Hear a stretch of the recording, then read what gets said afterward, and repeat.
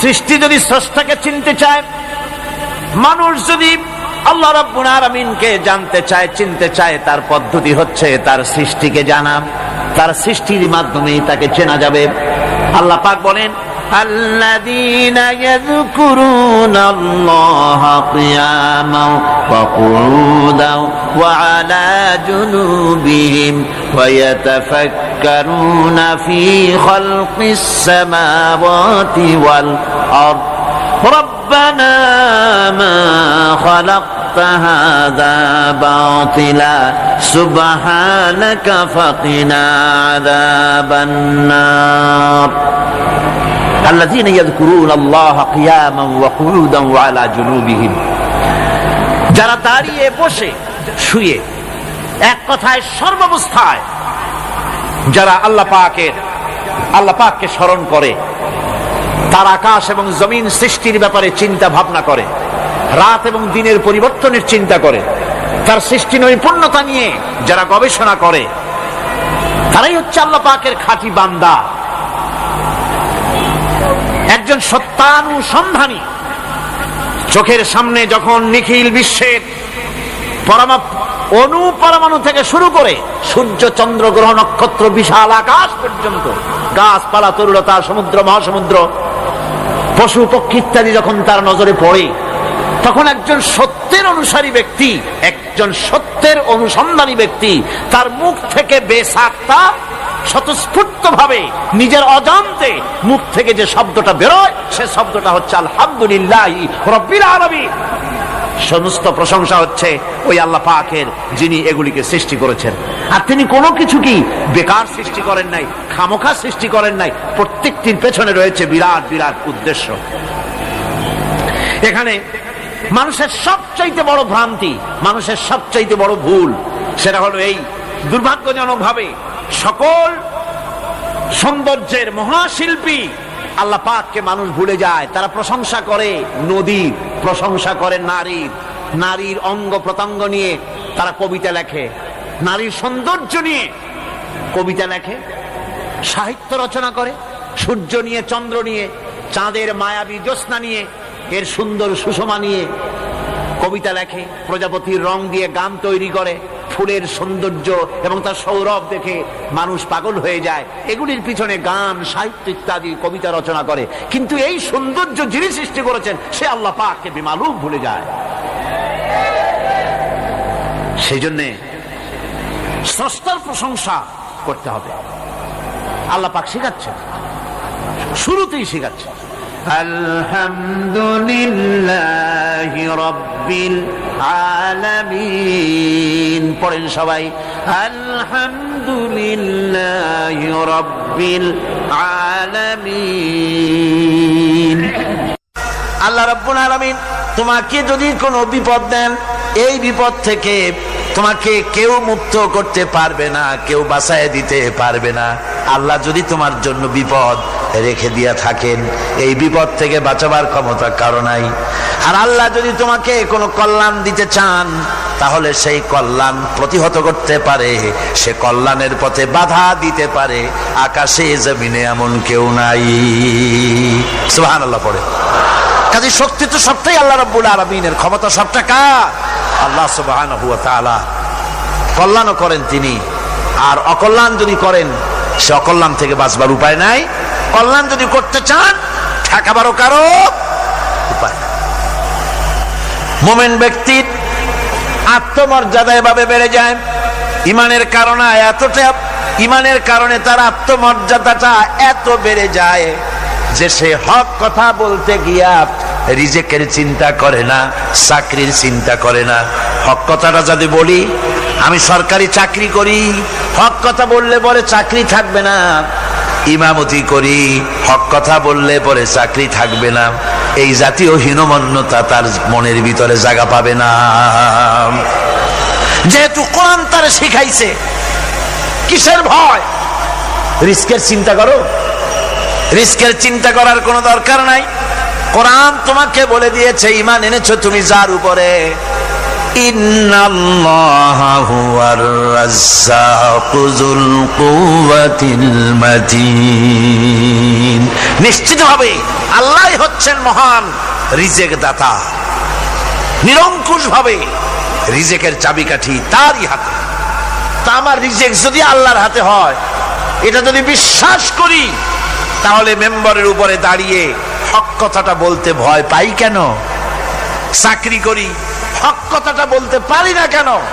সরকারের কাছে আমার রিজেক নয়, সেক্রেটারির কাছে, মুতাওয়াল্লির কাছে আমার রিজেক নয়। আমার খাদ্য কার কাছে? আমার রিজেক কার কাছে? এটা হলো সবচেয়ে বড় ভয়।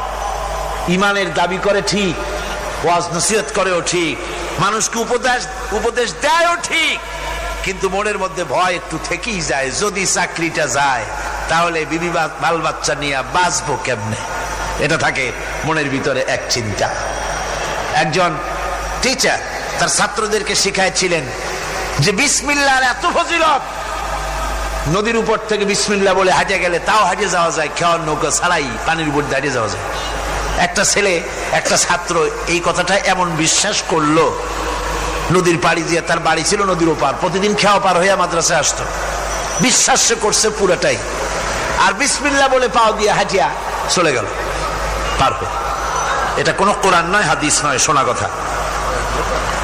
তারপরে একদিন তার মা তাকে বলেছে, তোমার হুজুরকে একটু দাওয়াত দাও আমাদের বাড়িতে।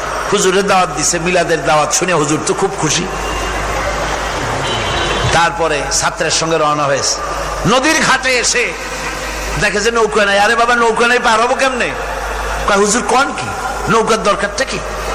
আপনি না বলছেন বিসমিল্লাহ বলে হেঁটে যাওয়া যায়? আমি তো ওইটা শোনার পর আমি প্রত্যেকদিন তো এই কাম করি আসি, নৌকা টুকু লাগে না। আসেন না আমার সাথে। ছেলে বিসমিল্লাহ বলে হাঁটা আরম্ভ করছে পানির উপর দিয়ে। ওস্তাদ চিন্তা করতেছে, আমি তো শুধু ওয়াজি করছি, আমল তো করি নাই, কি না কি হয় আল্লাহই জানে। পাজামা হাঁটু পর্যন্ত টাইনিয়া তারপরে বিসমিল্লাহ কয়ে পা দিছে, আর এক ছোটে চুবনি খাইয়া ভিতরে চলে গেছে।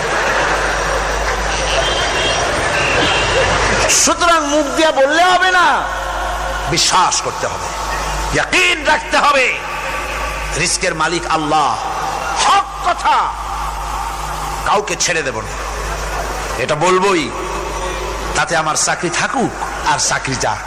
এর নাম হলো আত্মমর্যাদা। এর নাম কি? আত্মমর্যাদা। নইলে আপনি মসজিদের ইমাম, আর দুর্ভাগ্যজনক সত্য, মসজিদের ইমামগুলি অধিকাংশ ক্ষেত্রে এমন সব সেক্রেটারি, মুতাওয়াল্লি হয় যারা ইসলামী আদর্শকে বিশ্বাসী করে না। কথাটা ঠিক কিনা? ধর্মনিরপেক্ষতাবাদী, কিন্তু মসজিদের সেক্রেটারি, মাদ্রাসার সেক্রেটারি, ঈদগাহের সেক্রেটারি। কারণ মুসল্লিরা ভাবে ওনার পয়সা বেশি, ওনারই নেতা বানানো উচিত। অথচ কোরআন নিষেধ করেছে এমন কোন লোক মসজিদের মুতাওয়াল্লি সেক্রেটারি হতে পারে না যে ব্যক্তি আল্লাহর পথে পরিচালিত নয়, যে আল্লাহকে মানুষের চাইতে বেশি ভয় না করে, যে ব্যক্তির ভিতরে দ্বীন নাই, ঈমান নাই, ইসলামী আদর্শ নাই, শুধু পয়সার বিনিময় সেক্রেটারি, মেম্বার, মুতাওয়াল্লি হয়ে বসে আছে, আর ইমাম ভয়ের চোটে কথা বলে না। আছেন এমন? আছে।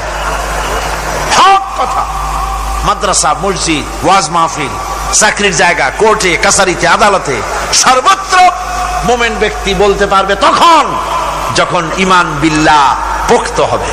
আল্লাহর প্রতি ঈমানটা যখন পোক্ত হবে, তখন সে বুঝবে এ চাকরি আমার পায়ের গোলাম। এখানে যদি আমার চাকরি না থাকে, অন্য জায়গা থেকে রিস্কের ব্যবস্থা আল্লাহ পাক আমাকে করে দিবেন।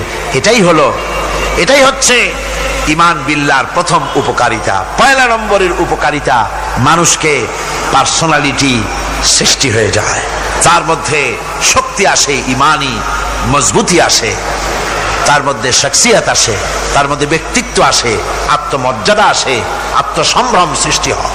এটা হলো পয়লা নম্বরের উপকার।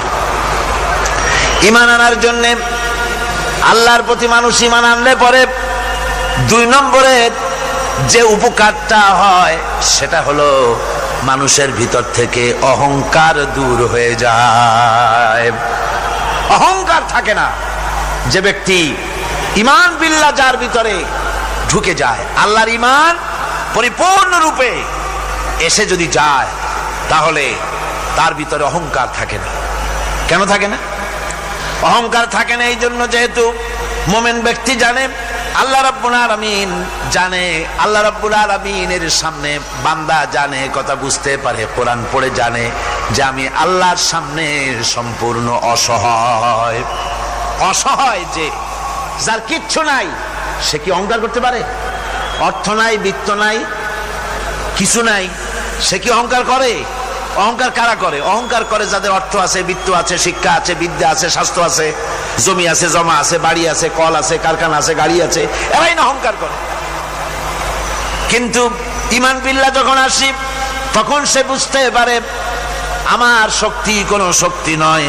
ওয়া হুয়াল কাহিরু ফাওকা ইবাদি। সমস্ত আল্লাহ রাব্বুল আলামিন বলছেন সমস্ত বান্দার উপরে কর্তৃত্ব হচ্ছে আল্লাহ পাকের। আল্লাহর কর্তৃত্ব থেকে বেরিয়ে আসার ক্ষমতা কারো নাই। সবচাইতে শ্রেষ্ঠ শক্তি কার? আল্লাহ পাক। ওই আল্লাহ রাব্বুল আলামিন বলেছেন, চ্যালেঞ্জ করেছেন, যদি সম্ভব করতে পারো, অহংকার করতেছ, বড়াই করতেছ, যদি সম্ভব করতে পারো আমার জমিন থেকে বেরিয়ে যাও। যদি সম্ভব করতে পারো, অহংকার তো খুব করো, বাস করো আমার জমিনের উপরে, খাও আমার ফসল, জীবন আমি দিলাম, চক্ষু আমি দিলাম, আমার চোখ দিয়ে দেখো, আমার দেওয়া কান দিয়ে শোনো, আমার দেওয়া বিবেক দিয়ে চিন্তা করো, সব তো আমি দিয়েছি, তারপরেও যদি অহংকার করো। ইয়া মাশারাল জিন্নি ওয়াল ইনসি ইন ইসতাতাতুম আন তানফুযু মিন আকতারিস সামাওয়াতি ওয়াল আরদ ফানফুযু লা তানফুযুনা ইল্লা বিসুলতান। হে পৃথিবীর মানুষেরা, হে পৃথিবীর জিনেরা, ইয়া মাশারাল জিন ওয়াল ইনস, হে পৃথিবীর মানুষ, মনুষ্য জাতি এবং জিন, যদি সম্ভব করতে পারো তাহলে আমার ইহাতা থেকে, আমার জমিন থেকে, আমার জমিনের উপর থেকে বেরিয়ে যাও। এমন দেশে যাও যেখানে আমার সূর্য নাই, যেখানে আমার চন্দ্র নাই, যেখানে আমার আলো নাই, যেখানে আমার বাতাস নাই, অক্সিজেন নাই, আমার পানি নাই, এমন কোন জায়গা যদি পাও, বেরিয়ে চলে যাও। যাওয়া যাবে? আর যারা জবাব দিলেন না তারা পারবেন বুঝি? যাওয়া যাবে। আল্লাহ পাক বলছেন, ফানফুযু লা তানফুযুনা ইল্লা বিসুলতান। আমার রাজত্ব থেকে, আমার ইহাতা থেকে, আমার পরিমণ্ডল থেকে, আমার কর্তৃত্ব থেকে বেরিয়ে যাওয়ার কোন পথ নাই। কেউ বেরিয়ে যেতে পারবে না। আকাশ দিয়ে, জমিন দিয়ে পরিবেষ্টন করে রেখেছি, পালাবার উপায় নাই, ভাগবার জায়গা নাই। এই কথা মুমিন যখন পড়ে, আস্তে করে মাথা নিচু হয়ে আসে, আমি কত দুর্বল আমার মহান আল্লাহর সামনে। সুবহানাল্লাহ। এই জন্য আমি বলি, কিসের বড়াই করবেন? কিসের বড়াই? বিদ্যার বড়াই। কতটা বিদ্যা অর্জন করেছেন, কতটুকু শিখেছেন? আপনার থেকে আরো অনেক শিক্ষাবিদ রয়েছেন, আবার তার থেকে আরো অনেক শিক্ষাবিদ রয়েছেন, কতটুকু শিখেছেন? এখনো ছাত্র, অনেক কিছু আছে যা আপনি আজও জানতে পারেন নাই। সারা জীবন আমরা তালিবে ইলম, সারা জীবন আমরা ছাত্র। মুহাদ্দিস হন, মুফাসসির হন, প্রফেসর হন, প্রিন্সিপাল হন, যেই হন না কেন, চিকিৎসাবিদ, চিকিৎসা বিজ্ঞানী, রাষ্ট্রবিজ্ঞানী, দার্শনিক, যেই হোক না কেন, সব ছাত্র। সব কি? ছাত্র। বহু কিছু এমন আছে যা আজও মানুষ উদ্ধার করতে পারে নাই, শিখতে পারেনি। সুতরাং শিক্ষার বড়াই করো না।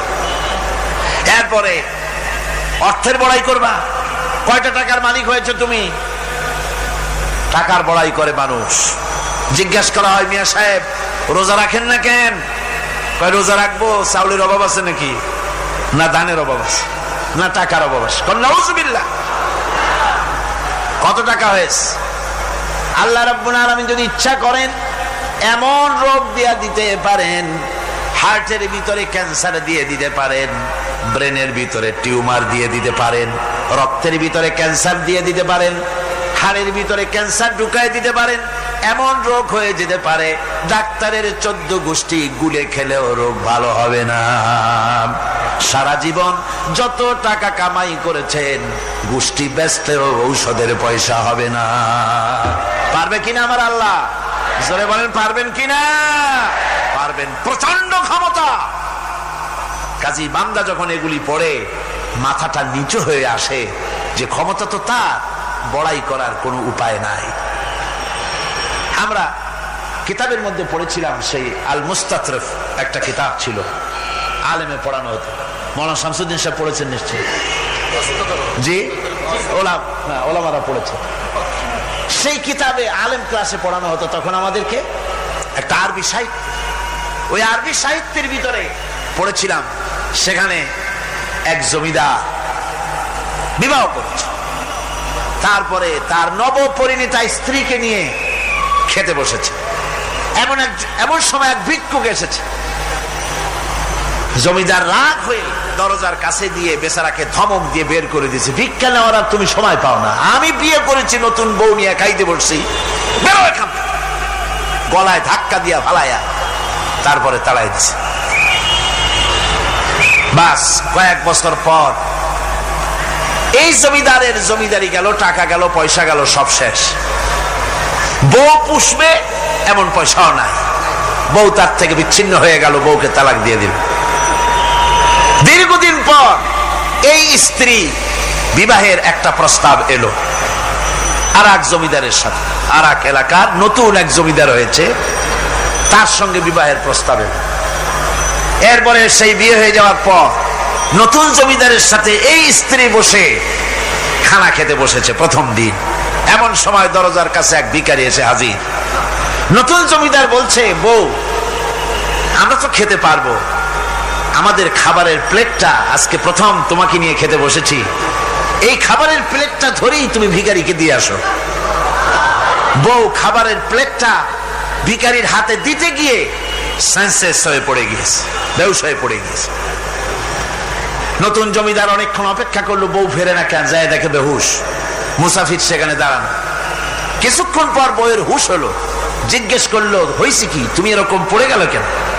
এই মুসাফিরকে দেখে বউ বলতেছে, আল্লাহর কসম, তুমি যখন আমাকে প্লেট ভরা খাবার দিয়ে পাঠাই দিলা ভিক্ষুককে দেওয়ার জন্য, যারে ভিক্ষা দিতে গেলাম, আল্লাহর কসম করে বলি এ হচ্ছে আমার সেই প্রথম স্বামী।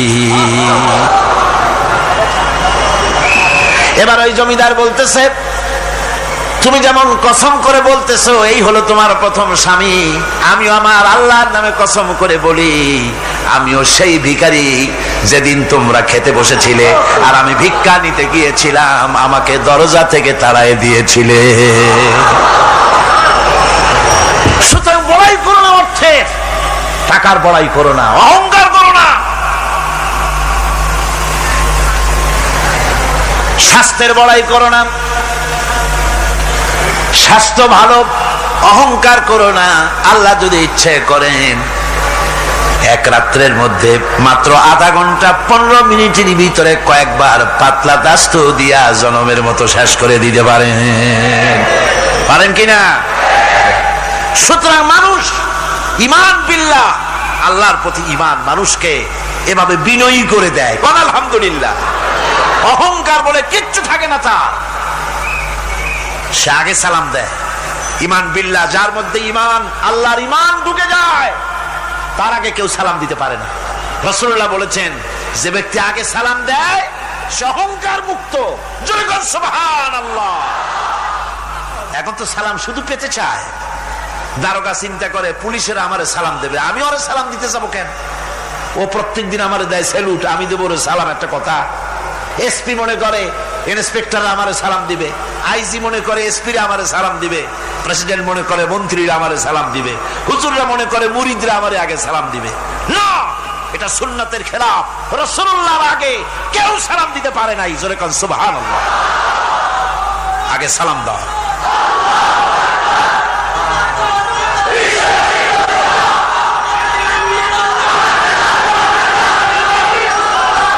এই সালামের প্রচলন মুসলমানদের মধ্যে বেশি বেশি হওয়া উচিত। আপনারা সালামের প্রচলন চালু করে দিবেন, বেশি করে চালু করবেন। বউরে সালাম দিবেন, বউ আপনাকে দেবে। ঘরের মধ্যে ঢুকবেন, ঢুকেই বলবেন আসসালামু আলাইকুম ওয়া রাহমাতুল্লাহি ওয়া বারাকাতুহু। বাইরের থেকে গেছেন, ঘরে ঢুকেই প্রথম সালাম দেন, বউ সালামের জবাব দেবে, বউ আপনাকে দেবে। বাচ্চাদের সালাম দেন, বাচ্চারা আপনাকে দিবে। এরকম সালামের প্রচলন চালু করেন। রাসূলুল্লাহ বলেছেন, মানে একটা গাছের আড়ালে এই সালাম হলো, লোকটা গাছের আড়ালে চলে গেছে, আবার দেখা হয়েছে, আবার সালাম দেয়। এখন এই সালাম কমে গেছে, এখন সালামের পরিবর্তে অনেক কিছু হয়েছে। সালাম দেয়, তার জবাবও দেয় না। যদি বলে কেউ গরিব মানুষ সালাম দিয়েছে বড় লোক করে, আসসালামু আলাইকুম, ওয়ালাইকুম আসসালাম বলতে চায় না, একটু মাথা নাড়ে। তারপরে জিজ্ঞেস করে, স্যার কেমন আছেন? এই যাচ্ছে, কেটে যাচ্ছে। কি কেটে যাচ্ছে? তোমার কল্লা? আলহামদুলিল্লাহ বলতে পারো না? অধিকাংশ ক্ষেত্রে যদি জিজ্ঞেস করেন কেমন আছেন, এই যাচ্ছে, কেটে যাচ্ছে। আপনার যত অসুখ হোক আগে বলেন আলহামদুলিল্লাহ, তারপরে অসুখের কথা বলেন।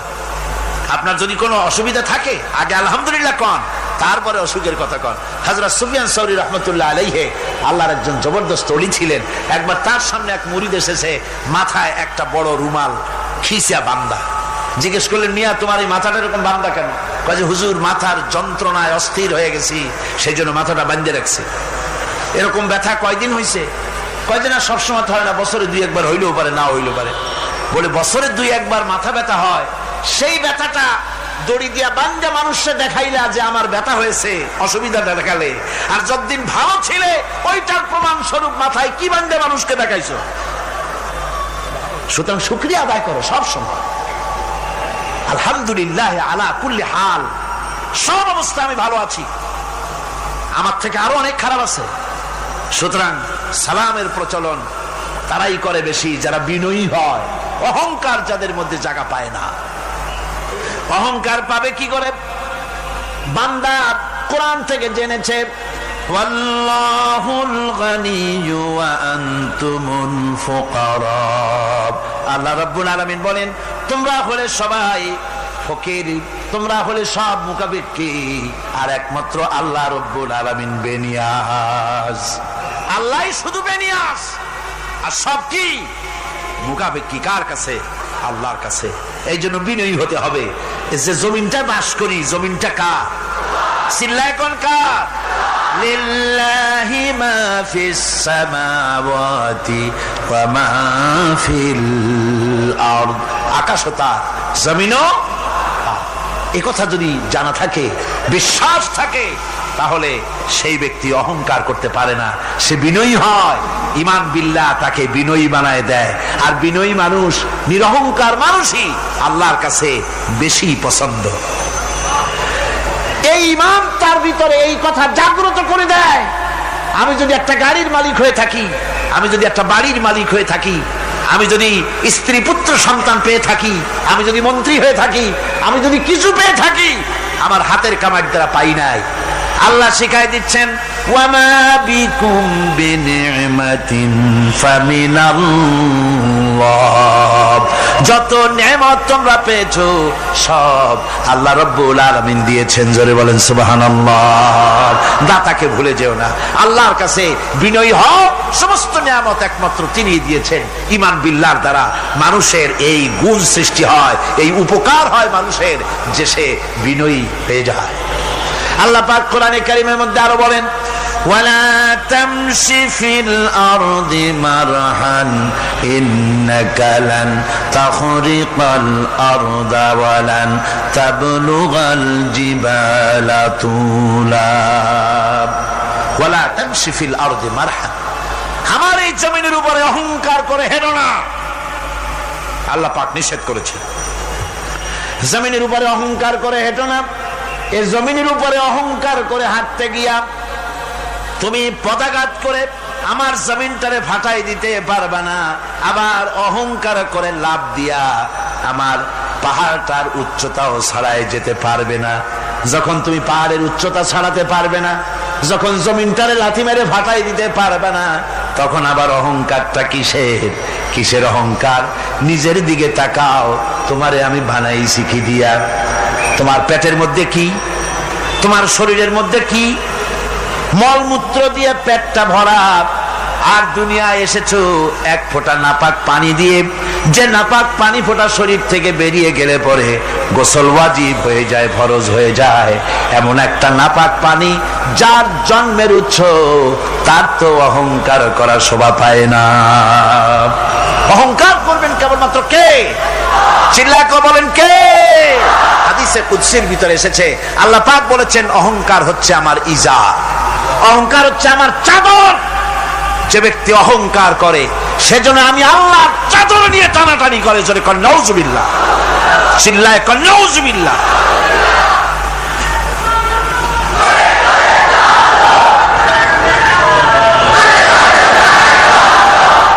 আমার বন্ধুগণ,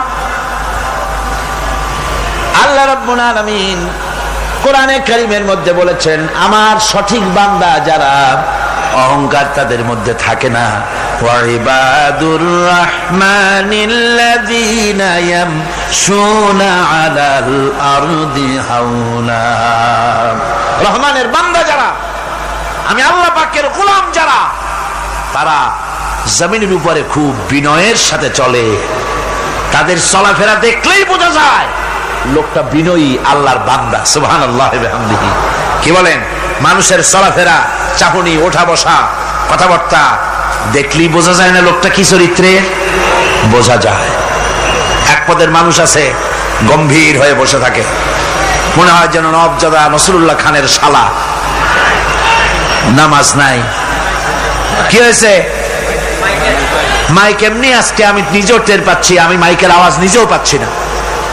মাইকটা ভালো করে দেন মাইকের অপারেটর, আর জোরে সোরে একটু জিকির করেন, লা ইলাহা ইল্লাল্লাহ, লা ইলাহা ইল্লাল্লাহ, লা ইলাহা ইল্লাল্লাহ।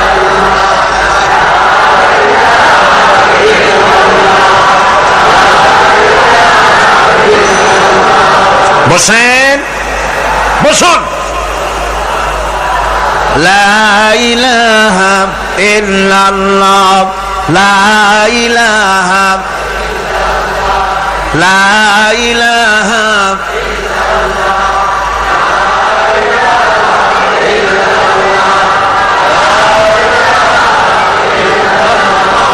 লা ইলাহা ইল্লাল্লাহ মুহাম্মাদুর রাসূলুল্লাহ। বন্ধুগণ, আল্লাহর প্রতি ঈমান আনলে পরে যে গুণ সৃষ্টি হয়, যে গুণাবলী সৃষ্টি হয়, সেই গুণের মধ্যে 2 নম্বরের গুণটা আমি বললাম, বিনয় এবং বিনম্রতা সৃষ্টি হয়, অহংকার মুক্ত হয়ে যায়। এটা হলো 2 নম্বরের উপকার। প্রথম নম্বরের উপকার হচ্ছে মর্যাদা সৃষ্টি হয়। 2 নম্বরে কি হয়? অহংকার মুক্ত হয়ে যায়। আল্লাহ রাব্বুল আলামিনের উপরে ঈমান আনলে পরে, ঈমান বিল্লাহ যখন এসে যায় ভিতরে, আল্লাহর প্রতি যখন ঈমান পরিপূর্ণতা লাভ করে, তখন তার 3 নম্বরের উপকার যেটা হয় সেটা হলো সে নির্ভীক হয়ে যায়, তার মধ্যে বীরত্বের সৃষ্টি হয়। জোরে বলেন আলহামদুলিল্লাহ। ঈমানদার লোক কোনোদিন কাপুরুষ হয় না। ঈমানদার লোক কাপুরুষ হয় না, বীর পুরুষ হয়। আর পৃথিবীতে কাপুরুষেরা কোনো ইতিহাস সৃষ্টি করতে পারে না।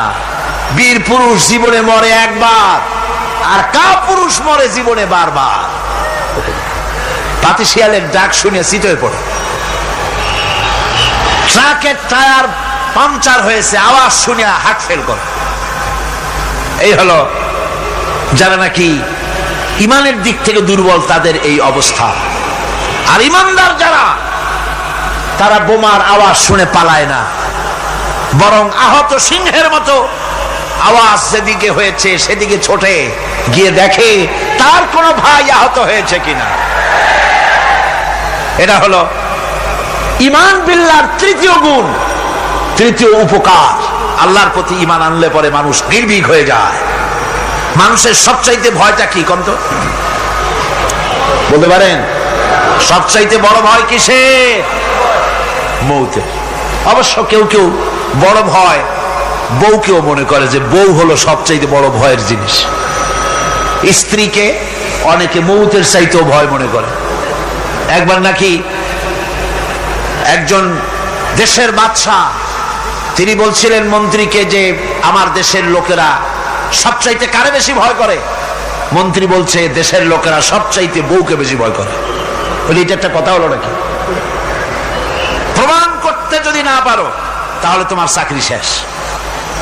প্রধানমন্ত্রী তো মুসিবতে পড়ে গেছে। তারপরে সমস্ত লোক দেখেছে, সমস্ত শহরবাসীকে দেখে তারপরে বলছে তোমরা যারা বউকে ভয় করো না তারা সব এদিকে আসো, আর যারা বউকে ভয় করো তারা এ পাশে থাকো। এখন যারা ভয় করে তারা সব একদিকে চলে আসছে। একটা শুকনা শাকনা মানুষ একা দাঁড়ায় আছে, ভয় করে না সেই দলে, আর সব একদিকে। বাদশা আশ্চর্য হয়ে গেল, সব মানুষ ভয় করে একদিকে চলে আসলো, আর তুমি একা শুকনা শাকনা মানুষ, তুমি বউর ভয় করো না, ব্যাপারটা কি? কয় যে না, বউকে ভয় করি কিনা তা জানি না, আমি আসার সময় আমার বউ বলে দিয়েছে সব লোক যেদিকে যাবে সেদিকে যাবে না, একা দাঁড়ায় থাকবে একদিকে।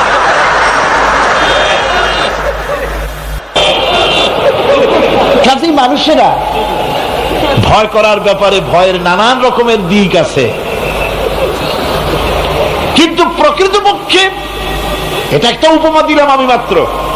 প্রকৃতপক্ষে মানুষের কাছে সবচাইতে বড় ভয় হলো মৃত্যুর ভয়। সবচাইতে ভয় কিসের ভয়? মানুষের ভিতরে যখন ঈমান বিল্লাহ এসে যায়, আল্লাহর প্রতি যখন সে পরিপূর্ণরূপে ঈমান যখন আনে, তখন তার ভিতরে এই চিন্তা আসে মৃত্যু তো আমার হবে, মৃত্যু থেকে পালাবার উপায় নাই। পালাবার উপায় যদি থাকতো তাহলে না হয় অবশ্যই ভয় পেতাম না, কিন্তু মৃত্যু থেকে তো পালাতে পারবো না, তখন কাপুরুষ হবো কেন? তখন তো বীর পুরুষের মতো জীবন দিতে হবে। কিসের মতো দিতে হবে জীবন? আল্লাহ রাব্বুল আলামিন কোরআনে কারীমের মধ্যে বলে রেখেছেন, ঈমানদার লোক আল্লাহরে যে বিশ্বাস করে তার বড় উপকার হলো মওতকে পরোয়া করে না। মওতকে পরোয়া করে না বলে তার পক্ষে সমস্ত কাজ সহজ হয়ে যায়। কোরআন বলতেছে, কুল ইন্নাল মাউতাল্লাযী তাফিরুনা মিনহু ফাইন্নাহু মুলাকীকুম। মরণ তোমার, মরণ থেকে পালাও তুমি, মরণ তোমায় লইবে ঘিরি। মরণ থেকে পালাও তুমি, মরণ তোমায় লইবে ঘিরি। যদিও সুদূর আকাশ পানে লুকাও সেথায় লাগিয়ে ছিড়ি।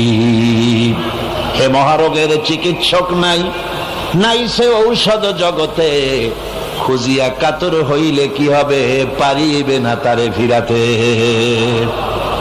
মৃত্যু আসবেই, মৃত্যুর হাত থেকে বাঁচবার কোন উপায় যখন নাই, তখন সেই মওত কাপুরুষের মওত কেন হবে? ঈমান এই উপকার করে মানুষকে, বুকটারে বড় বানায় দেয়। মানুষ শুকনা হতে পারে কিন্তু কলিজাটা বিরাট হয়, তার কলিজাটা বড় হয়ে যায়, আল্লাহর ভয় তার মধ্যে আসে। যেহেতু সে জানে, কোরআনে কারীমের মধ্যে আল্লাহ পাক বলেছেন, আইনামা তাকুনু ইউদরিকুমুল মাউতু ওয়ালাউ কুনতুম ফি বুরুজিম মুশাইয়াদা। আল্লাহ পাক বলেন, দুর্ভেদ্য দুর্গের ভিতরে যদি তুমি পালায় থাকো, মৃত্যু সেখানে গিয়া তোমারে খুঁজে বের করবে, এড়াতে পারবে না। একজন তার বাড়িতে কুত্তা দিয়া বাড়ি ভরে ফেলেছে, ঘরের কুত্তা, খাটের নিচে কুত্তা, ড্রয়িং রুমে কুত্তা, বেডরুমে কুত্তা। তার বন্ধু এসে বলে, ভাই তোমার বাড়ি এত কুত্তা কেন? আগে তো তুমি এত কুত্তা পাগল ছিল না, এত কুত্তা পালতেছো কেন? কয় যে ওয়াজ শুনে আসছে। আশ্চর্য কথা, ওয়াজ শুনে তুমি কুত্তা পালা আরম্ভ করলা? কয় যে না, সব কথা শুনে নাও না আগে। বলে কি? কয় যে ওয়াজের মধ্যে শুনলাম রাসূলুল্লাহ বলেছেন যে বাড়িতে কুত্তা থাকে ঘরের মধ্যে আর প্রাণীর ছবি থাকে ওখানে নাকি ফেরেশতা আসে না। তা আমি কুত্তা রেখে দিছি, ঘরের থেকে বাইর হই না, আজরাইল আসতেও পারবে না, আমার জানও কবজ হবে। বন্ধু ছিল খুব চালাক। বন্ধু কয় যে ও কুত্তাওয়ালা বন্ধু, বুঝলাম আজরাইল আসবে না, কিন্তু কুত্তা কি কিয়ামত পর্যন্ত বাঁচে না মরে? কয় যে না ভাই, কুত্তা তো মরে। কয় কুত্তা মারে যে ফেরেশতায়, তোমারে মারবে সেই ফেরেশতায়। পালাবা কেমনে? পালাবার উপায় যেখানেই থাকে, বাড়িতে হোক, গাড়িতে হোক, দেশে হোক, বিদেশে হোক, মৃত্যু যখন আসবে, মৃত্যুর হাত থেকে এড়াবার কোন উপায়? আমার বন্ধুগণ, মৃত্যু থেকে বাঁচবার কোন উপায় নাই। এজন্য এই ক্ষণস্থায়ী জীবনের সুখময়, অনন্তকাল সুখময় জীবনকে মানুষেরা, ইমানদার লোকেরা জলাঞ্জলি দিয়ে চির সুখময় আল্লাহর জান্নাতে যাওয়ার জন্য জীবন দিতে মোটেও তাদের বাধে না।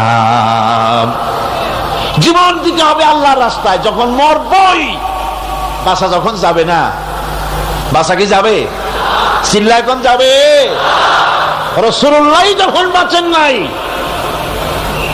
কত বড় কথা, আল্লাহ রাসূলই যখন বাঁচেন নাই, তো পৃথিবীতে কে বাঁচবে? রাসূলের যখন ইন্তেকাল হয়েছে, সবাইকে মরতে হবে, কোনো সন্দেহ নাই। সন্দেহ আছে? মরা লাগবে।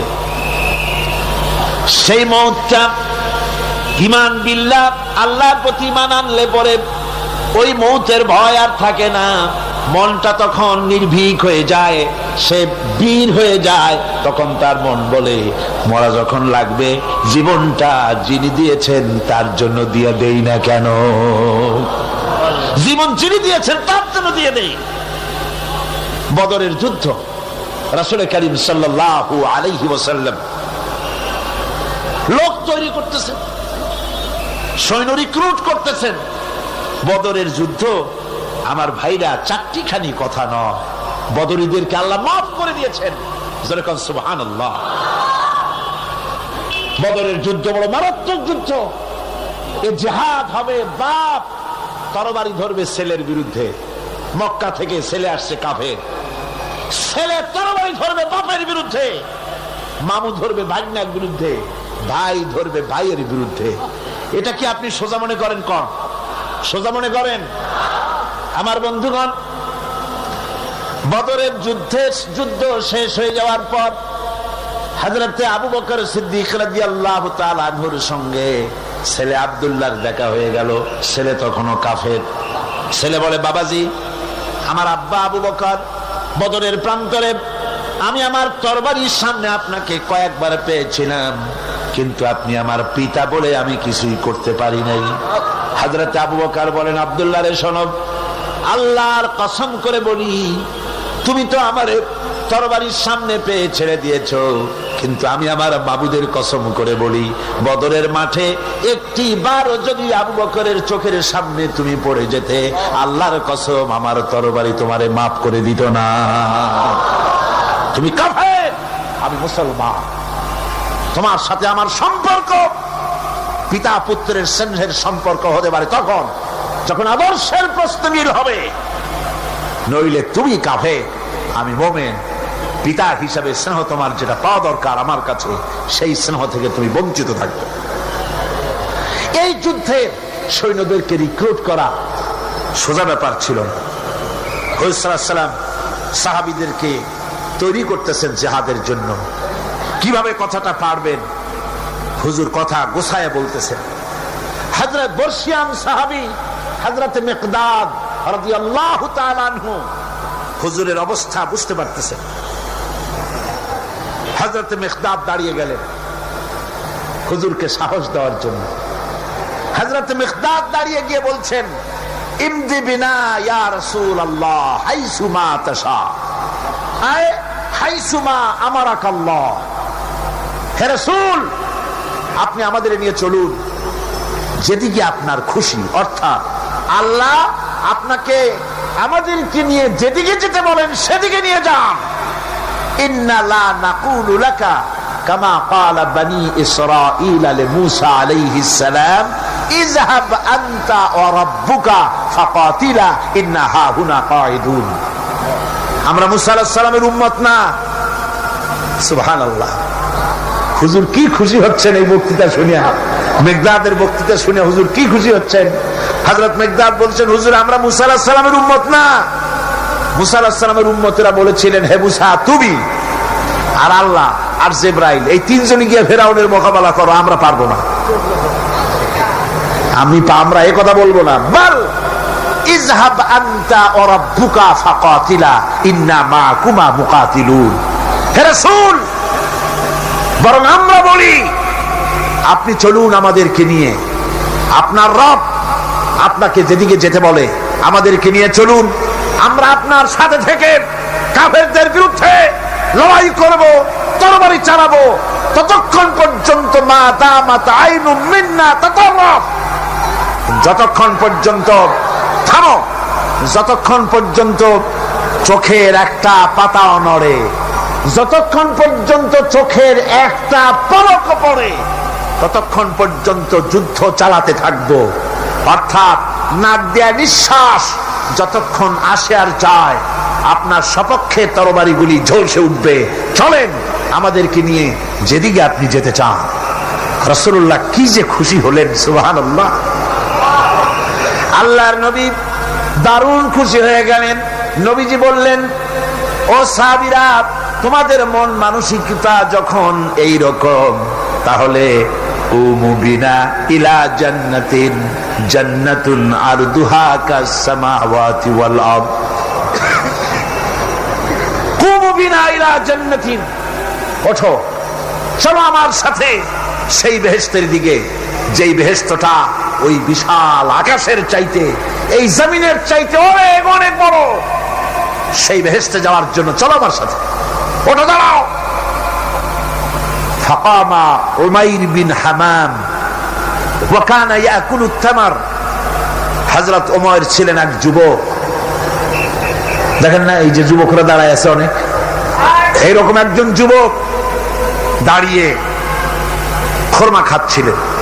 যুবকরা যেমন দাঁড়ায় দাঁড়ায় বাদাম খায়, ছোলা ফলায় দেয়, ওই রকম দাঁড়িয়ে দাঁড়িয়ে তিনি খরমা চাবাচ্ছিলেন আর খরমার বিচিগুলি ফালায় দিচ্ছিলেন।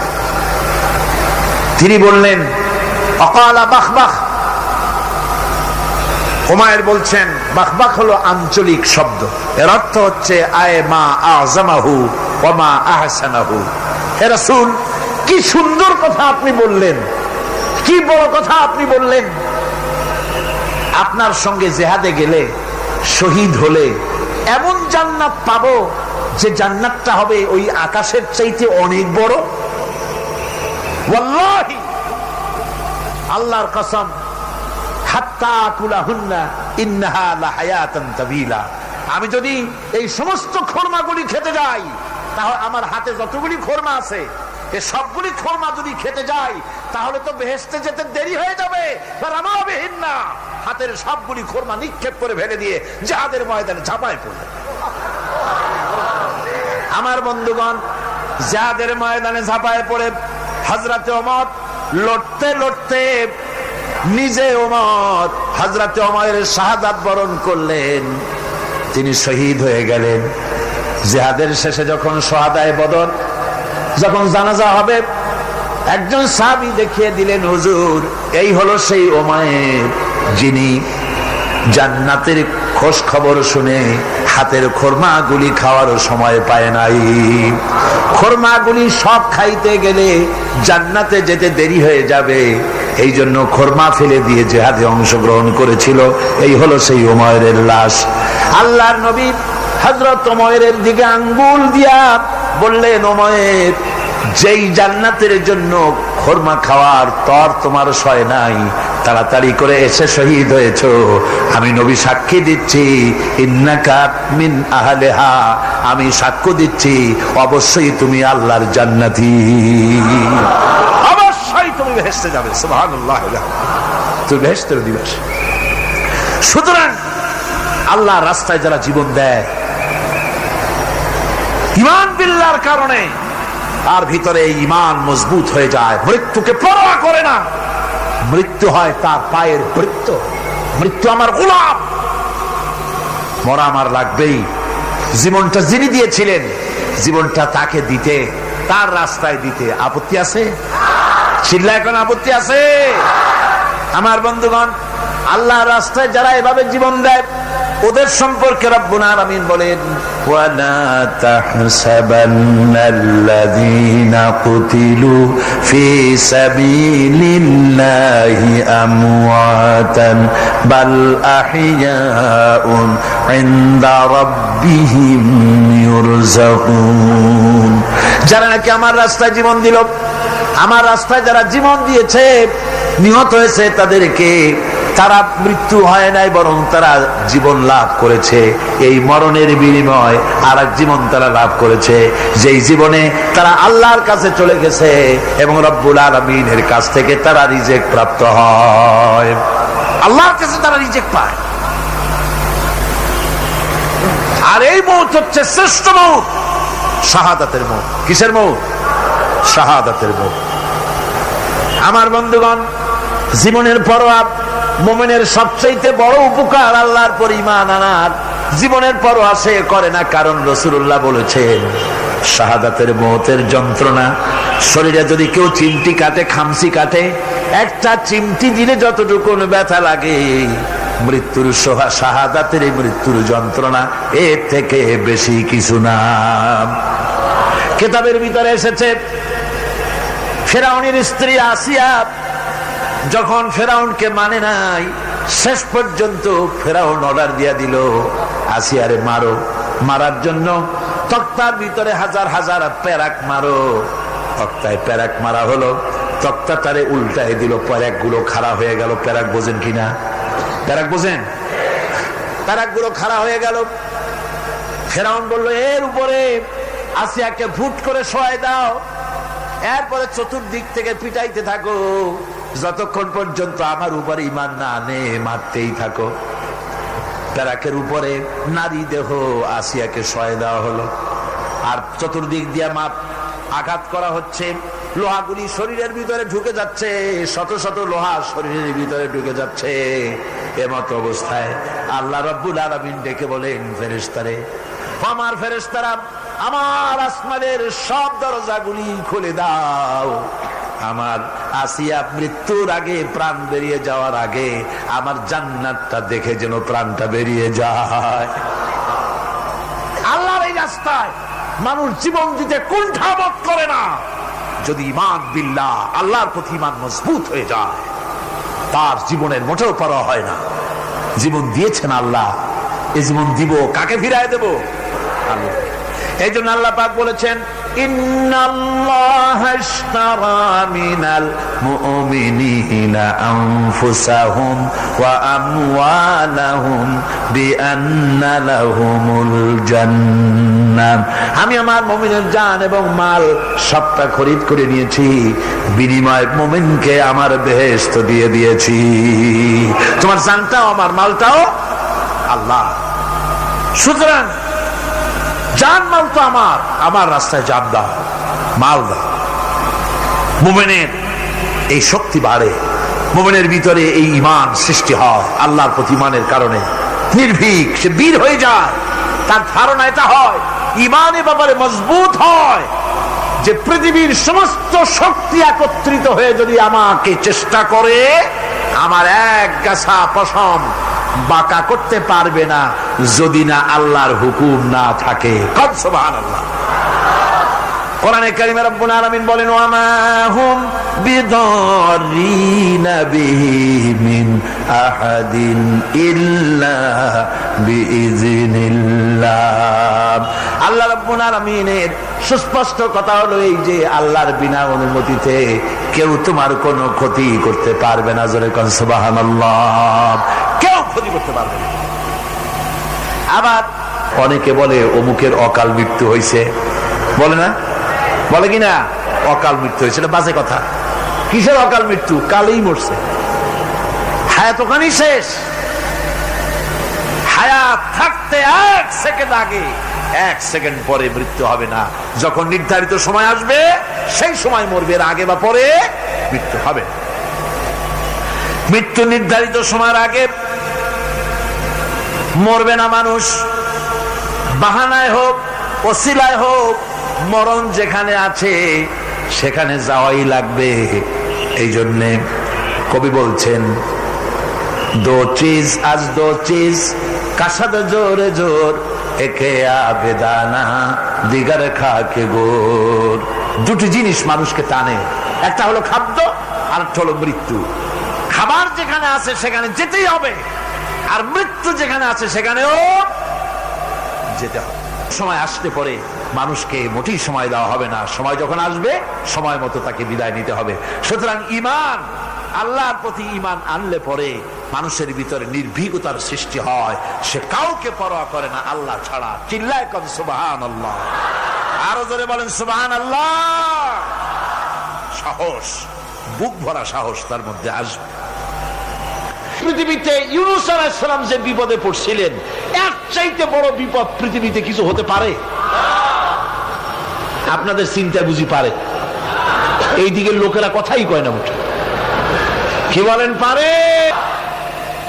সুতরাং গতকালকের মতো আবারও বলি, বিপদ আসতে পরে মুসলমানেরা মাজারে দৌড়ায় বেশি। কন নাউজুবিল্লাহ, জোরে কন নাউজুবিল্লাহ। বিপদ আসে আর মাজারে চলে যায়, যাইয়া সেখানে কাঁদবে, মাজারের উপরে মাথা ঘা দিতে থাকে, পয়সা দেয়, মুনাজাত করে, কাঁদতে থাকে, মাজারওয়ালার কাছে বিপদ মুক্তি চায়। নাউজুবিল্লাহ পড়ে, আবারও কন নাউজুবিল্লাহ।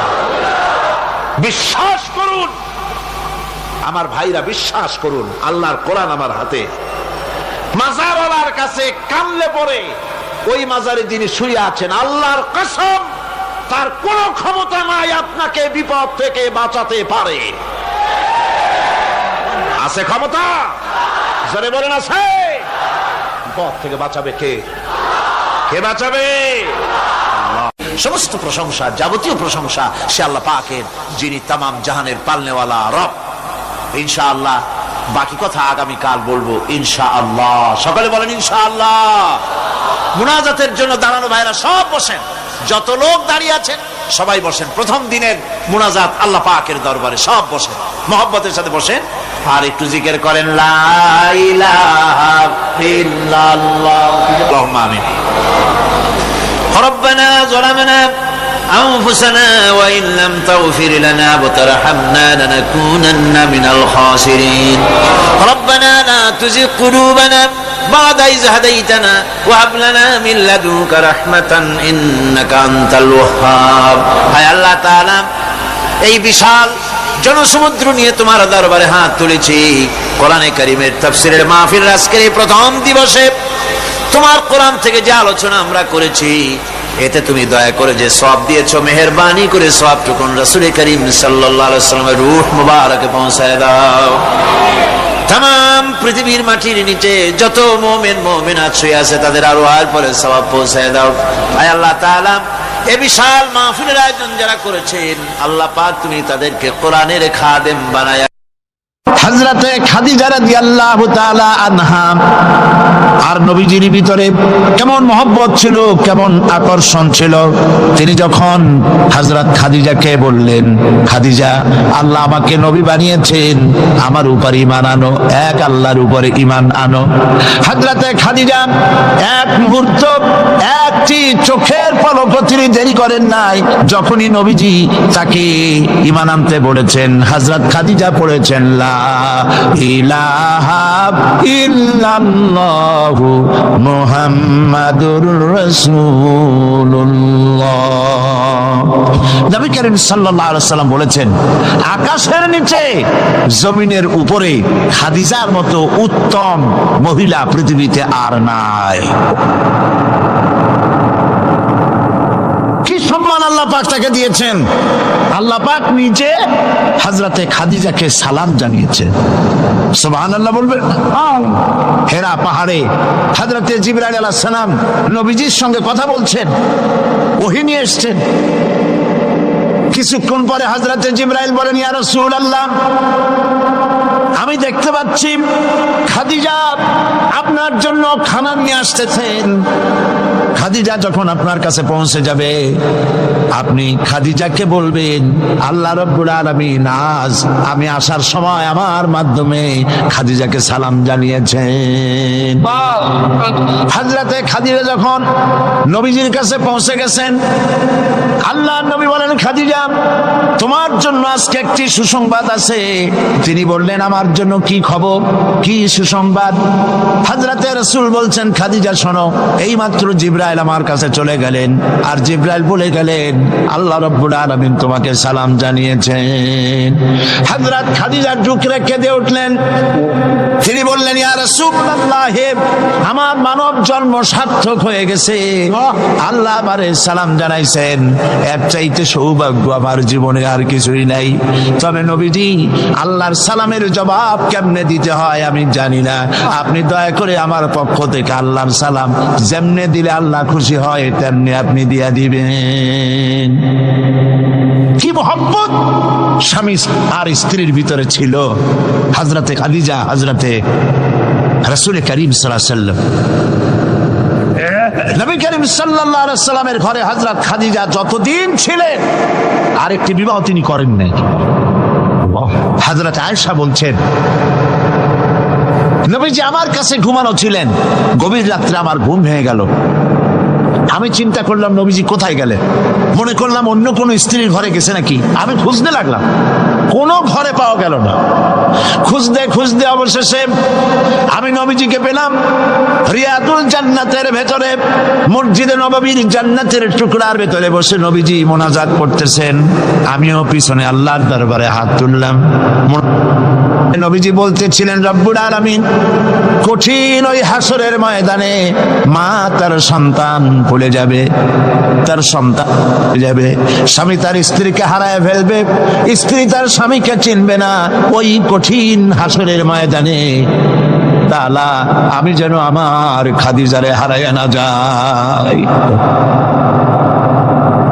মোনাজাত শেষ হওয়ার পর হযরত আয়েশা বলেন, ইয়া রাসূলুল্লাহ, খাদিজা এই বুড়ির কথা এখনো কেন আপনার মনে পড়ে? খাদিজার পরে কুমারী মেয়েও তো আপনি বিয়ে করেছেন, খাদিজার কথা কেন বুড়ির কথা বলতে পারেন না? নবীজি বলেন, আয়েশা রে, খাদিজার সম্পর্কে এরকম কথা আর তুমি বলবে না। তোমরা জানো না, তোমরা সবাই আমার সুদিনের স্ত্রী, আর খাদিজা আমার এমন সময়ের স্ত্রী যখন এই মক্কা নগরীতে মুহাম্মদ সাল্লাল্লাহু আলাইহি ওয়াসাল্লামের পাও রাখার জায়গা ছিল না। হযরত আয়েশা বললেন, ইয়া রাসূলুল্লাহ, আমি ক্ষমা চাই, আমাকে মাফ করে দিন। আমি খাদিজার সম্পর্কে এমন কথা আর উচ্চারণ করব না, তবে খাদিজার সম্পর্কে আমারে কিছু কথা শোনান। হযরতে নবীজি বলেন, আয়েশা রে শোনো, আমার সঙ্গে বিবাহের পর খাদিজার ধনসম্পত্তি যা ছিল আল্লাহর রাস্তায় সব উজাড় করে দিয়েছে। কতদিন না খেয়ে থেকেছে, একদিনের জন্য বলে নাই আপনার সাথে বিয়ে হয়েছে বলে আজ আমি না খাইয়ে আসি। সারাদিন সারা রাত দাওয়াতের কাজ করে আমি যখনই দরজার কাছে ফিরেছি, যত রাত হোক না কেন, একবার বলেছি খাদিজা, অমনি দরজা খুলে গেছে। আমি প্রশ্ন করেছি, খাদিজা, যত রাত্রে আসলাম একদিনও দুইটা দাগ দেওয়া লাগলো না, তুমি কি ঘুমাও না? হযরতে খাদিজা বলেছেন, ইয়া রাসূলুল্লাহ, আপনি দিনের দাওয়াতের জন্য ব্যস্ত কষ্ট করেন, আমি মনে মনে ভাবি আমি যদি ঘুমায় থাকি রাতের বেলায়, আর নবীজি যদি দরজার কাছে এসে খাদিজা খাদিজা বলে ডাকাডাকি করেন, উঠতে যদি আমার দেরি হয় আল্লাহর নবীর সঙ্গে বেয়াদবি হয়ে যাবে। এইটা মনে করে বিছানায় না ঘুমায় যতক্ষণ আপনি না ফেরেন, এই দরজাটার সাথে পিঠ লাগাইয়া দাঁড়াইয়া দাঁড়াইয়া ঘুমায়। হযরত আয়েশা বলেছেন, আমাদের ঘরে রান্না বান্না তেমন হতো না, আমাদের ঘরে তেমন গোশত খাওয়ার সুযোগ আমাদের কিসমতে তেমন হতো না। যদি কোনোদিন আমাদের ঘরে দুম্বা বা ছাগল জবাও হতো, গোশতগুলি নবীজি কেটে ভাগ করে সমস্ত স্ত্রীদের ঘরে দিয়ে দিতেন। এরপরে কয়েকটা গোশতের টুকরা একটা টুকরায় নিয়ে হযরত খাদিজা মদিনার অলিতে গলিতে ঘুরে বেড়াতেন। খাদিজার কোন বান্ধবী পাওয়া যায় কিনা? সুবহানাল্লাহ। নবী করিম সাল্লাল্লাহু আলাইহি ওয়াসাল্লাম তার স্ত্রীদেরকে ভাবে ভালোবাসতেন, আর স্ত্রীরাও নবীর জন্য এভাবে ভালোবাসতেন, ভালোবাসা দিতে। স্ত্রী অধিকার ইসলাম দিয়েছে, আর কেউ দিতে পারে নাই। আর এই স্ত্রীদের মধ্যে সব থেকে উত্তম স্ত্রীকে নবীজি বলেছেন আদ-দুনিয়া কুল্লুহা মাতাউন ওয়া খায়রুল মাতাইদ দুনিয়া ইমরাতুস সালিহা। দুনিয়ার সবকিছু এর মধ্যে উত্তম নিয়ামত হচ্ছে পতিপরায়ণা। সুবহানাল্লাহ। হুজুর বলেছেন তিনটি জিনিস আমি পছন্দ করি, তিনটি জিনিস আমার প্রিয়। একটি হলো নামাজ, একটি হলো সুগন্ধ, আর একটি হলো স্ত্রী। সুবহানাল্লাহ। এই স্ত্রীকে সমান অধিকার দিয়েছে নবীজি, আল্লাহর ইসলাম সমান অধিকার দিয়েছে। নারীর অর্থনৈতিক অধিকার প্রতিষ্ঠিত করেছে ইসলাম, তাকে অর্থনৈতিক অধিকার দিয়েছে, মহারানার ব্যবস্থা করেছে। কোরআন বলছে ফাতুহুন্না উজুরাহুন্না ফারিদা, ফরজ রূপী দায়িত্ব হিসাবে স্ত্রীর মহারানার টাকা আদায় করে দাও। বহু মুসলমান আছে মহারানার টাকা আদায় করে না, বরং আজকাল তো নতুন সিস্টেম চালু হয়েছে মানুষকে শোনাবার জন্য। বিবাহের মজলিসে বলা হয় অমুকের মেয়ে অমুকের ছেলে বিয়ের মহারানা কত? 5,55,555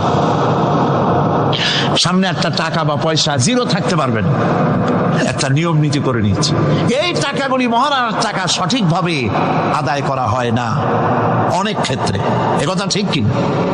বরং উল্টো করে মহারানা আদায় করা হয় মেয়ে পক্ষের কাছ থেকে, কন্যা পক্ষের কাছ থেকে। এটাকে কি বলা হয়? এটাকে কি বলা হয়? এটা হলো যৌতুক নামের কৌতুক। মেয়ে পক্ষের কাছ থেকে টাকা আদায় করা। মেয়ে পক্ষ যদি ইচ্ছে করে বর পক্ষকে যদি টাকা দেয়, পয়সা দেয়, গাড়ি দেয়, বাড়ি দেয়, কোনো আপত্তি নেই, দিতে পারে। কিন্তু ডিমান্ড করে নেওয়া, চেয়ে নেওয়া সম্পূর্ণ হারাম। কন্যার পিতার মাতা 12 বছর, 18 বছর, 20 বছর, 25 বছর লালন পালন করে কলিজার টুকরা সন্তানটাই তো দিয়ে দিল। এর চাইতে টেলিভিশন, গাড়ি বাড়ি বেশি হয় কি করে? এই যৌতুক বাংলাদেশের সর্বত্র আছে, অবশ্য চট্টগ্রামে নাই। আছে। ছেলে যদি এমএ পাস করে, ইঞ্জিনিয়ারিং পড়ে, লয়ার হয়েছে, পিতার এই ধারণাই হয় সন্তানকে পড়াতে লেখাতে যত টাকা খরচ হয়েছে কন্যা পক্ষকে কাছের থেকে আদায় করে নেব। এবং সেই জন্য বিয়ের সময় দাবি করা হয়,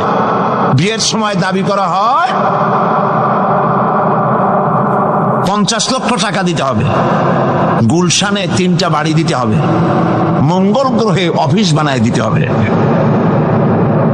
আপনার ছেলে এমএ পাস করেছে, লয়ার হয়েছে, ব্যারিস্টার হয়েছে, তো কি হয়েছে? আপনি কেন নির্যাতন কন্যা পক্ষকে? জায়েজ নাই, হারাম। শূকরের মাংস যেমন হারাম, কন্যা পক্ষের কাছ থেকে জবরদস্তি করে চেয়ে ডিমান্ড করে যৌতুক আদায় করা ওরকমই হারাম। এই কাজটি কি আপনারা করবেন? এই কাজটি কি করবেন?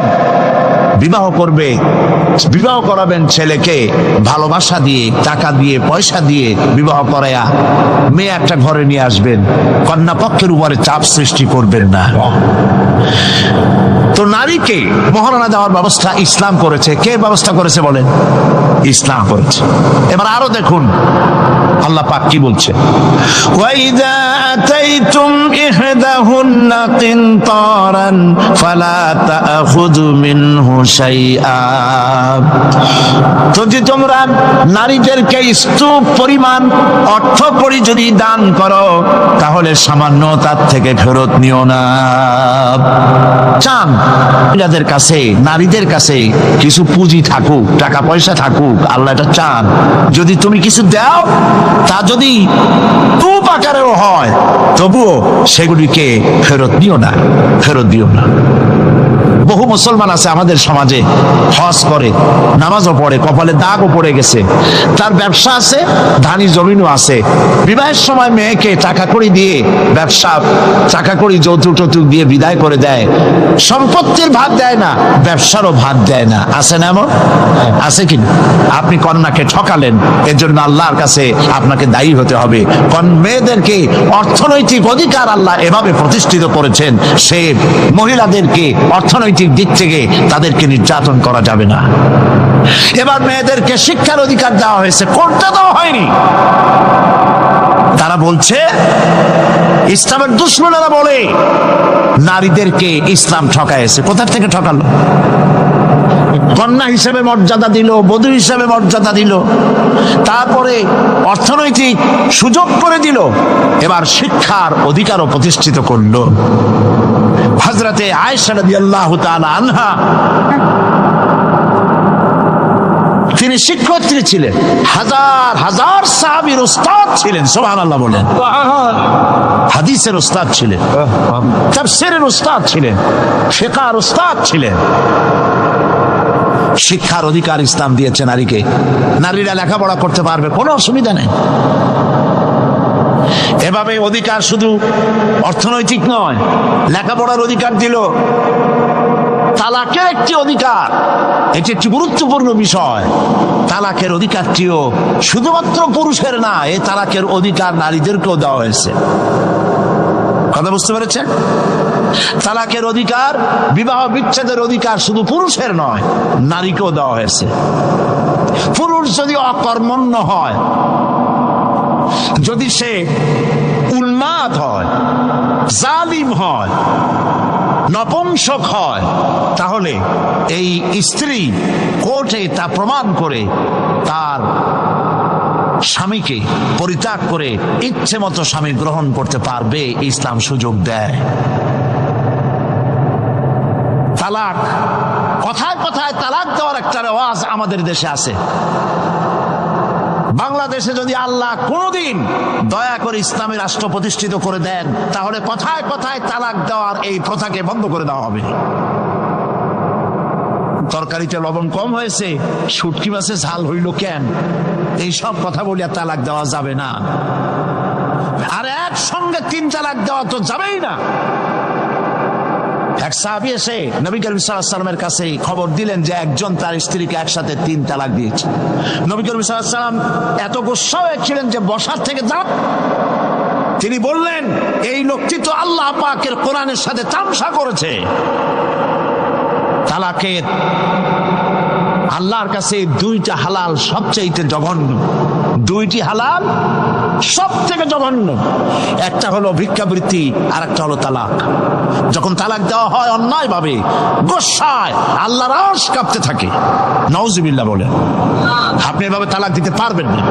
তালাক দেওয়ার নিয়ম হলো, যখন স্ত্রীর সাথে, লক্ষ্য করুন, স্ত্রীর সাথে বনিবনা হচ্ছে না, স্ত্রীর চরিত্র খারাপ, স্ত্রীর দাজ্জাল মার্কা, বনেই না, তো আল্লাহ পাক তখন বলেছেন, উভয় পক্ষের আত্মীয় স্বজন নিয়ে মীমাংসা করার চেষ্টা করো, সালিসি করো।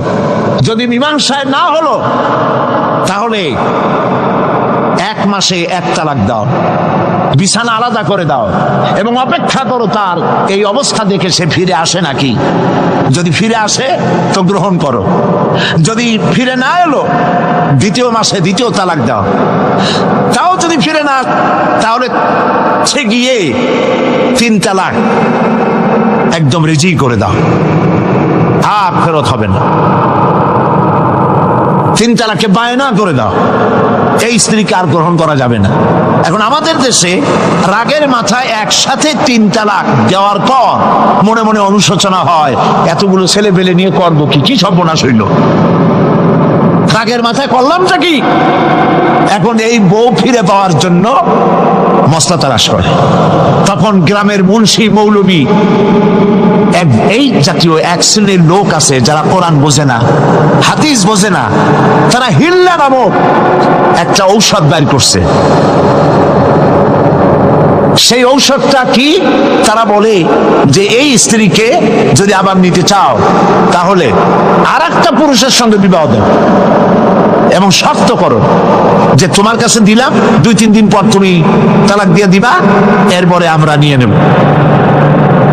তালাকের নিয়তে বিবাহ করা এটা সম্পূর্ণ হারাম, বিবাহ হবে না। তালাকের নিয়তে বিয়ে করলো, বিয়ে হবেই না। তারপরে এই যে ভাড়া করা, একজনের সঙ্গে হিলা করতে দেওয়া, এটাকে হাদিসের ভাষায় বলা হয়েছে ভাড়া করা শাক। ভাড়া করা শাক। ইসলামে এই ধরনের কোনো বিধান নাই। সবাই কান খুলে শুনুন, হিল্লা করার যে ব্যবস্থা বাংলাদেশে গ্রামে গঞ্জে আছে, শরীয়তের কোনো অস্তিত্ব নাই। কেউ যদি তার স্ত্রীকে তালাক দেয় আর এই স্ত্রীকে আবার ফেরত নিতে চায়, পর্যন্ত ফেরত দিতে পারবে না। একটা পথ আছে, সেই পথটা হলো এই ইচ্ছে করে কোনো স্বামী গ্রহণ করেন, আর সেই স্বামী যদি ইচ্ছে করে ঘটনাচক্রে তালাক দেয় অথবা ঘটনাচক্রে সেই স্বামীর যদি মৃত্যু হয়, তাহলেই কেবলমাত্র প্রথম স্বামীর কাছে আসতে পারবে। এছাড়া প্রথম স্বামীর কাছে আসা কিয়ামত পর্যন্ত সম্ভব নয়। এইটা ইসলাম করেছে দৃষ্টান্তমূলক শাস্তি দেওয়ার জন্য। কথায় কথায় তালাক দেবা, বাগুন ভর্তায় মরিচ হইল কেন, এইসব শয়তানি চলবে না। এইটার জন্যই এই বিধান করা হয়েছে। তালাক কখনো রাগের মাথায় এই জঘন্য কাজ কেউ করবেন না। যদি করতেই হয় তাহলে 3 মাসে 3 তালাক হবে, একসাথে 3 তালাক দেওয়া যাবে না। যদি কেউ একসাথে 3 তালাক দিয়ে বসে, তালাক হয়ে যাবে, এটাও মনে রাখবেন। তালাক হয়ে যাবে, তবে আল্লাহ পাক অসন্তুষ্ট হবেন, নারাজ হবেন, গুসায় আল্লাহর আরশ কাঁপতে থাকে। এই কাজটি কখনো করবেন না। আল্লাহ পাক তালাক চান না। আল্লাহ চান স্বামী স্ত্রীর মধ্যে মহব্বত পয়দা হোক। সুবহানাল্লাহ। যদি স্ত্রীর উপর রাগ হয়, কখনো মন খারাপ হয়, আল্লাহ বলছেন ওয়ালা তানসাউল ফাদলা বাইনাকুম, তোমরা পরস্পরের অনুগ্রহকে ভুলে। আজকের একটা ব্যাপারে মন খারাপ হয়েছে, তুমি চিন্তা করো তোমার জীবনের অনেক ক্ষেত্রে এই স্ত্রীর অনেক অবদান আছে, সেগুলিকে মনে করে আজকেরটা মাফ করে দিলেই তো সারা। সুবহানাল্লাহ। কম আল্লাহ পাক চান না স্বামী স্ত্রীর ভিতরে অসন্তুষ্টি থাকুক এবং তালাক পর্যায়ে চলে যায়। একবার নবী করিম সাল্লাল্লাহু আলাইহি ওয়াসাল্লাম বসে আছেন মসজিদে নববীর ভিতরে, মুখ মলিন, সাহাবায়ে কেরাম ভয়তে কথা বলতে পারছেন না। কিছুক্ষণ পর হুজুর হযরত আলী হযরত ফাতেমার ঘরে ঢুকলেন, বেরিয়ে আসতেন হাসি মুখে। তিনি প্রশ্ন করলেন, সাহাবায়ে কেরাম জিজ্ঞেস করলেন, হে রাসূল, একটু আগে আপনার মুখ এত মলিন ছিল আর এখন আপনি এত হাসি খুশি, আমরা তো তখন কথা বলতে সাহস পাইনি। হুজুর কি হয়েছিল? আল্লাহর নবী বলেন, ওদের মধ্যে মনোমালিন্যের সৃষ্টি হয়েছিল আর আমার মনটা খারাপ হয়ে গিয়েছিল। ওদের, বুঝতে পারছেন তো, হযরত আলী এবং ফাতেমার মধ্যে মনোমালিন্য সৃষ্টি হয়েছিল, আমার মনটা খারাপ হয়ে গিয়েছিল। আমি ভেতরে গেলাম, উভয়ের সঙ্গে কথা বললাম। এখন তারা দুজনের মধ্যে তাদের ভুল বুঝাবুঝির নিরসন হয়েছে, আমার মনটা খুশি হয়ে গেছে। নবীজি বলেন, ফাতেমাকে যে কষ্ট দেয় সে আমাকে কষ্ট দেয়, কারণ ফাতেমা আমার কলিজার টুকরা। স্বামী এবং স্ত্রীর মধ্যে সম্পর্ক ভালো থাকতে হবে, অধিকার সমান, তবে স্বামীর মর্যাদা বেশি। মর্যাদা কার বেশি? স্বামীর মর্যাদা বেশি। তিরমিজি শরীফের হাদিস এসেছে, আল্লাহর নবী একদিন একদিকে যাচ্ছিলেন, জঙ্গল থেকে এক পাহাড়িয়া উট উঠে সে নবীজির কদমের উপরে নবীজির কদম মোবারকে চুমা দিল, সেজদা করলো। সাহাবায়ে কেরাম বললেন, ইয়া রাসূলুল্লাহ, পাহাড়ের উটের কি সৌভাগ্য, আল্লাহ নবীর পায়ের উপরে চুমা খেয়েছে, সেজদা দিয়েছে। আমাদেরকে অনুমতি দেন, আপনার কদমের উপরে আমরা সেজদা দিয়া ধন্য হই। হুজুর বলেন, শোনো, আমি যদি এই পৃথিবীতে মানুষকে সেজদা করার জন্য যদি পারমিশন দিতাম, তাহলে পৃথিবীর সমস্ত নারীদেরকে বলতাম তারা যেন তাদের স্বামীকে সেজদা দেয়। তাহলে মর্যাদা কার বেশি? স্বামীর মর্যাদা বেশি, অধিকার সমান, মর্যাদা বেশি স্বামী। আবু দাউদ শরীফের হাদিসে এসেছে, নবীজি বলেছেন, কোন স্ত্রী লোক এমন অবস্থায় যদি মারা যায় যে তার স্বামী তার উপরে সন্তুষ্ট ছিল, আল্লাহ রাব্বুল আলামিন ওই মেয়ে লোকটি জান্নাত দান করে দিবেন। স্বামীর মর্যাদা এখানে বেশি। তাহলে আমরা দেখলাম অধিকারের দিক থেকে যখন নারী ছিল, বধূ ছিল, কন্যা ছিল, বধূ ছিল, সব জায়গায় ইসলাম নারীকে সম্মান বাড়িয়ে দিল, ঠিক কিনা বলেন? আর নারী বিবাহ হওয়ার পর কদিন পরে মা হয়ে গেল, মা হয়ে যাওয়ার পর মর্যাদা কমে গেল না বেড়ে গেল? বলেন, কমলো না বাড়লো? নবীজি বলছেন, আল্লাহর নবীর সামনে একজন সাহাবী এসে প্রশ্ন করলেন, হে আল্লাহ রাসূল, খেদমত করব কার? মান আহাক্কুন নাস বিহুসনি সাহাবাতি? ক্বালা উম্মুক। ক্বালা সুম্মা মান? ক্বালা উম্মুক। ক্বালা সুম্মা মান? ক্বালা উম্মুক। ক্বালা সুম্মা মান? ক্বালা আবুক। আখরাজাহুল বুখারী। বুখারী শরীফের হাদিস। সাহাবী জিজ্ঞেস করছেন, ইয়া রাসূলুল্লাহ, খেদমত করব কার? হুজুর বলেন, তোমার মায়ের। তারপরে কার? তোমার মায়ের। তারপরে কার? তোমার মায়ের। তারপরে কার? তোমার পিতার। বাপের চাইতে মায়ের মর্যাদা কয় গুণ বেড়ে গেল? বলেন, 3 গুণ বেড়ে গেল মর্যাদা। আল্লাহর নবী মসজিদে নববীতে বসে আছেন, সাহাবায়ে কিরাম কর্তৃক পরিবেষ্টিত হয়ে। এমন সময় একজন বুড়ি মসজিদে প্রবেশ করেছেন। হুজুর তাকে দেখে দাঁড়ায় গেলেন। কাছে যখন এলেন মহিলা, নবীজি নিজের গায়ের চাদর বিছায়া দিলেন।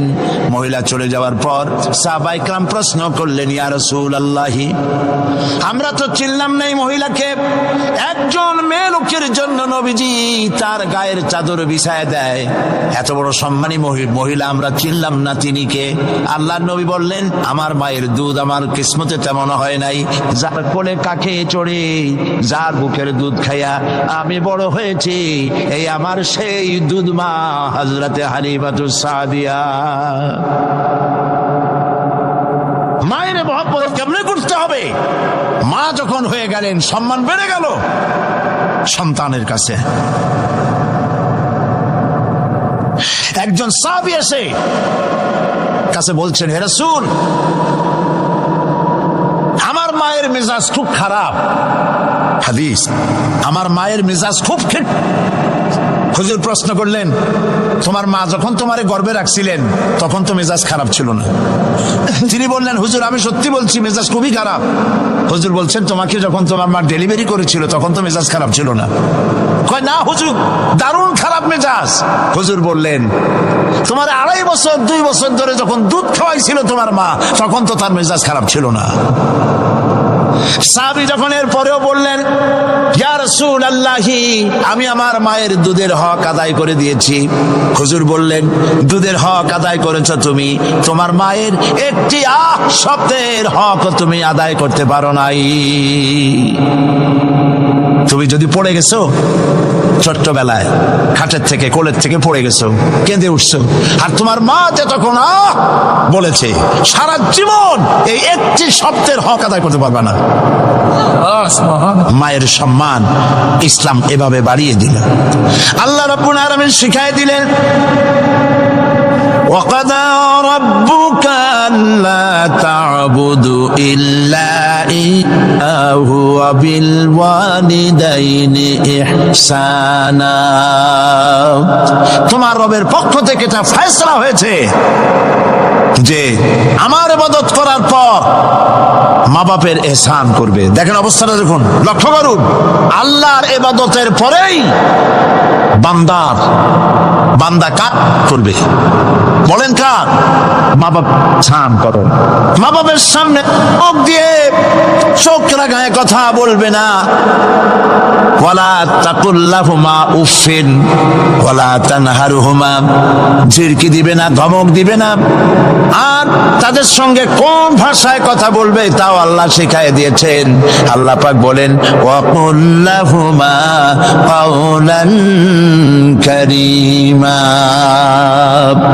সম্মান সূচক কথা বলো মা বাবার সাথে। আর শিখায় দিলেন বান্দারা তোমার মা বাবার জন্য আমার কাছে এই ভাষায় দোয়া করো, রব্বির হামহুমা কামা রব্বায়ানি সগীরা।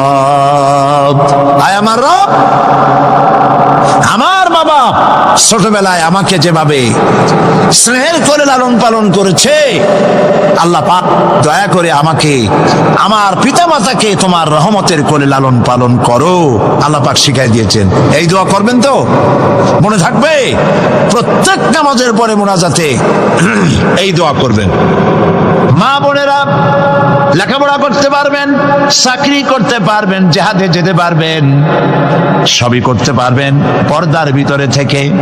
আল্লাহ পাক কোরআনে কারিমে বলেছেন ওয়াকারনা ফি বুয়ুতিকুন্না ওয়ালা তাবাররাজনা তাবাররুজাল জাহিলিয়াতিল উলা। ওয়াকারনা ফি বুয়ুতিকুন্না, তোমরা তোমাদের ঘরের মধ্যে থাকো আর জাহিলিয়াতের যুগ মতো করে সাজসজ্জা করে তোমরা বেরিও না, আর চমক করে বেরিও না, সৌন্দর্য প্রদর্শনী করো না। পৃথিবীতে বিভিন্ন দেশে মিস সুন্দরী প্রতিযোগিতা হয় না? হয় কিনা? সুন্দরী প্রতিযোগিতা হয় পৃথিবীর বিভিন্ন দেশে। Miss China, miss Thailand, miss American, এভাবে নাম হয়। সুন্দরী প্রতিযোগিতা কি? সুন্দরী প্রতিযোগিতা করতে গিয়ে বিচারক মন্ডলী সুন্দরীদের শরীরের যেসব জায়গা মাপজোপ করে তা কেবলমাত্র শয়তানের পক্ষে সম্ভব, পুরুষের পক্ষে সম্ভব নয়। যারা এই বিচারক মন্ডলী থাকে নির্লজ্জ বেহায়া, তারা কি তার নিজের মেয়ের, নিজের বোনের শরীরের সেসব জায়গা মাপ করতে পারবে? লম্পট। বাংলাদেশে সুন্দরী প্রতিযোগিতা কিয়ামত পর্যন্ত হতে দেওয়া হবে না। পর্দার বিষয়টি আলোচনা করতেছিলাম। পর্দা করা ফরজ। পর্দা করা কি? ফরজ। নবীজি বলেছেন এমন এক সময় আসবে, ক্বালা রাসূলুল্লাহ সাল্লাল্লাহু আলাইহি ওয়াসাল্লাম নিসাউন কাসিয়াতুন আরিয়া মুমিলাতুন মাইলাতুন রুউসুহুন্না কাল বুখতিল মাইলা লা ইয়াদখুলনাল জান্নাতা ওয়া লা ইয়াজিদনা রিহাহা, আখরাজাহু মুসলিম। আল্লাহর নবী বলেন এমন এক জামানা আসবে যখন বস্ত্র পরিধানকারিণী উলঙ্গিনী হবে মেয়ে লোকগুলি, উটের চুটের মতো করে খোপা বেঁধে মরাল সময় হেলে দুলে পরপুরুষে আকর্ষণ করে রাস্তায় চলাফেরা করবে। এদের কথা জান্নাতের সুঘ্রাণও এদের প্রবেশ করবে না। কাসিয়াতুন আরিয়া, বস্ত্র পরিধানকারিণী উলঙ্গিনী। কথা শুনতেছেন আপনারা?